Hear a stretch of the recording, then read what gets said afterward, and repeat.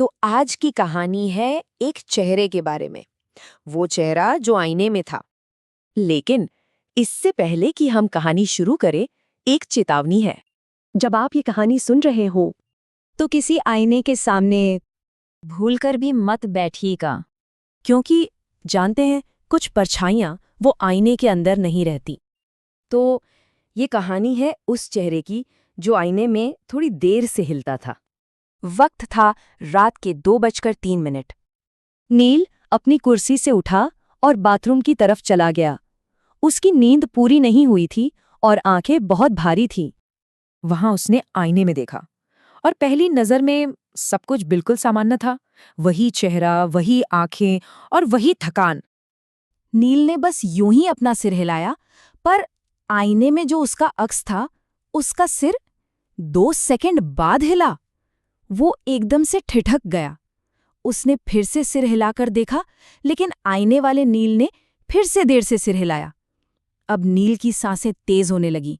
उसने घबराकर अपना हाथ उठाया, पर आईने के अंदर वो हाथ अभी भी नीचे ही था।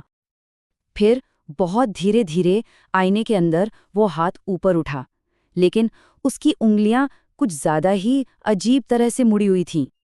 और बस उसी पल सब कुछ बदल गया। नील ने डर के मारे पीछे हटना चाहा, लेकिन आईने के अंदर जो नील था वो मुस्कुराया, और वो मुस्कान वो नील की अपनी मुस्कान नहीं थी।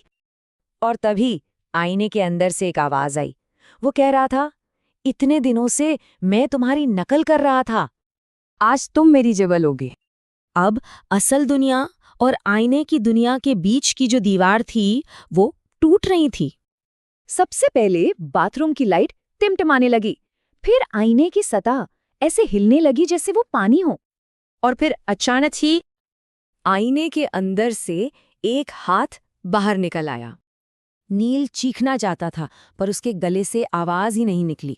आईने वाला हमशक्ल अब बाहर आ रहा था, और असली नील धीरे धीरे आईने के अंदर खींचा जा रहा था।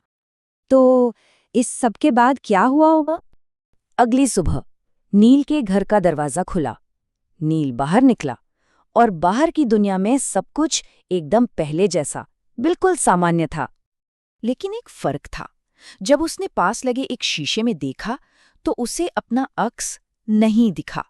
वो आईना बिल्कुल खाली था। कहते हैं आज भी ठीक रात के 2:03 पर उस आईने के अंदर से एक खटखटाने की आवाज आती है। पता है क्यों? क्योंकि असली नील आज भी वहीं फंसा हुआ है, आईने के उस पार।